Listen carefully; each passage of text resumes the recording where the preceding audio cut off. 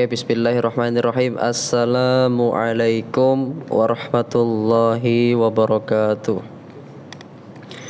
Innal hamdalillah nahmaduhu wa nasta'inuhu wa yastaghfiruh wa na'udzu billahi min syururi anfusina wa min sayyiati a'malina. Man yahdihillahu fala mudilla lah wa man yudlil fala hadiyalah. Asyhadu an la ilaha illallah wahdahu la syarika lah wa asyhadu anna Muhammadan abduhu wa rasuluh la nabiyya ba'dah. Amma ba'd.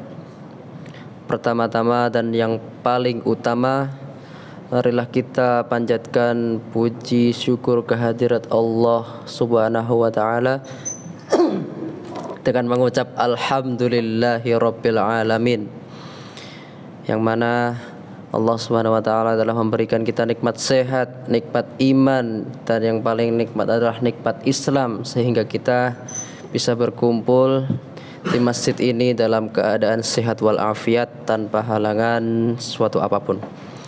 Yang kedua, mari kita membaca sholawat Allahumma sholli wa sallim ala sayyidina Muhammad wa ala ali sayyidina Muhammad. Semoga sholawat kita tersampaikan kepada junjungan kita Nabi Muhammad sallallahu alaihi wasallam, yang mana kita nantikan syafaatnya di hari kiamat kelak. Amin amin ya rabbal alamin. Alhamdulillah, hadirin Bapak Ibu jamaah salat tarawih, salat isya, dan insyaallah salat witir yang dirahmati Allah Subhanahu wa taala. Hari ini kita akan membahas tentang Allah, the best planner, atau sebagai sebaik-baiknya perencana. Bapak Ibu yang dirahmati Allah Subhanahu wa taala, dalam berkehidupan kita, berkeluarga, berteman, bersama pasangan, pasti di sela-sela kehidupan kita selalu merencanakan sesuatu, apapun itu. Bahkan rencana jangka panjang maupun jangka pendek, rencana besar maupun rencana kecil, dan di sela-sela rencana tersebut kita tidak tahu apakah rencana kita itu diridhoi oleh Allah Subhanahu wa taala atau tidak. Tidak semua yang kita inginkan itu dapat terwujud sesuai dengan harapan kita. Keinginan kita, kadang kita merasa kecewa, sedih, atau bahkan putus asa ketika sesuatu tidak berjalan sesuai dengan keinginan kita.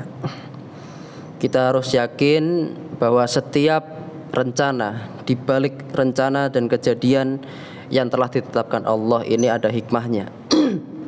Seperti yang telah disebutkan, Allah berfirman dalam surat Ali Imran ayat 54, wa makaru wa makarallah, yang artinya mereka membuat tipu daya dan Allah membahas tipu daya mereka, dan Allah adalah sebaik-baiknya pembalas tipu daya. Nah, ayat ini tuh menunjukkan bahwa Allah memiliki rencana yang jauh lebih baik daripada rencana manusia.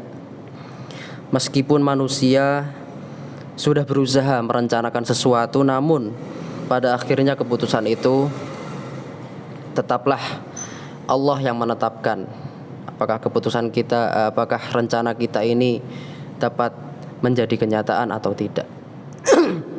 Hadirin jamaah sekalian rahimakumullah, saya teringat sebuah kisah dari Nabi kita, Nabi Yusuf alaihi salatu wassalam, yang bisa menjadi pelajaran berharga bagi kita.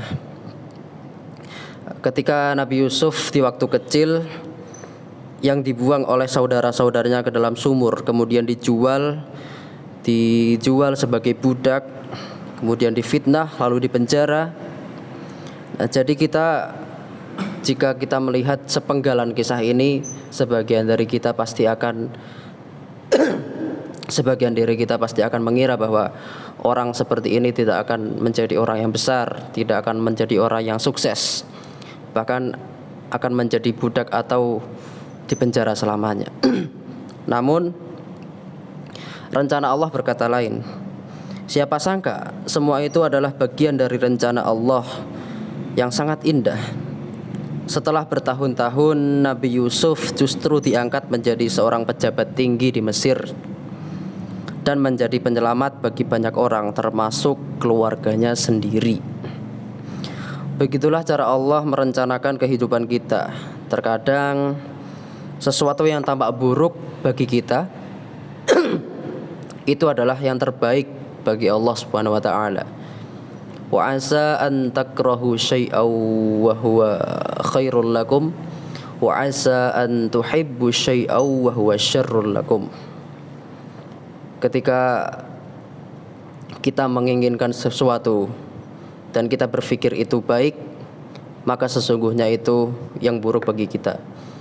Tetapi ketika kita mencintai sesuatu, namun sesuatu tersebut sebenarnya adalah yang terburuk bagi kita. Kemudian ujian yang kita alami dalam hidup ini bukanlah bentuk kebencian Allah kepada kita, melainkan tanda kasih sayangnya agar kita semakin dekat kepadanya dan menjadi pribadi yang lebih baik. Hadirin yang dimuliakan Allah Subhanahu wa taala. Lalu bagaimana sikap kita dalam menghadapi takdir Allah? Yang pertama yang harus kita lakukan adalah bersabar dan bertawakal. Ketika rencana kita tidak berjalan sesuai keinginan kita, kita harus bersabar dan tetap tawakal kepada Allah Subhanahu wa taala. Percayalah bahwa Allah itu yang paling mengetahui apa yang terbaik bagi kita semua. Kemudian yang kedua, berbaik sangkalah kepada Allah apapun yang terjadi. Jadi jangan pernah kita berpikir bahwa Allah itu menzalimi kita, tidak mungkin. Itu tidak mungkin. Kita harus tetap menganggap tidak boleh menganggap buruk apa yang telah Allah rencanakan untuk kita. Bahwa apa yang kita anggap buruk itu sebenarnya adalah jalan menuju kebaikan yang lebih besar. Jadi seperti itu. Kemudian yang ketiga, terus berusaha dan berdoa. Meskipun Allah adalah sebaik-baik perencana, meskipun Allah telah merencanakan atau membuat planning yang terbaik untuk hambanya, namun kita sebagai hamba harus sadar diri bahwa semuanya itu harus diusahakan. Tidak semata-mata kita hanya mengikuti arus, kita hanya berdiam diri menunggu kita hanya berdiam diri, tidak melakukan apa-apa. Dan walaupun kita percaya rencana Allah yang terbaik, namun kita harus tetap berusaha dan mengusahakan apa yang kita inginkan, sehingga hal tersebut menjadi pantas untuk milik kita semua. Baik Bapak Ibu hadirin jamaah yang dirahmati Allah Subhanahu wa taala, sebagai penutup, marilah kita selalu mengingat bahwa rencana Allah itu selalu lebih baik dari yang kita rencanakan. Allah itu selalu beribu-ribu langkah di depan kita. Maka dari itu, mungkin kita tidak selalu memahami hikmah di balik setiap kejadian yang menimpa kita. Tetapi yakinlah bahwa Allah tidak akan mengecewakan hambanya yang bertawakal kepada Allah. Teruslah berprasangka baik kepada Allah Subhanahu wa taala apapun yang terjadi. Semoga Allah menjadikan kita hamba yang selalu bersyukur dan bersabar dalam menerima takdirnya. Amin ya rabbal alamin. Wallahul muwafiq ila aqwamit thoriq. Tsumma assalamu alaikum warahmatullahi wabarakatuh.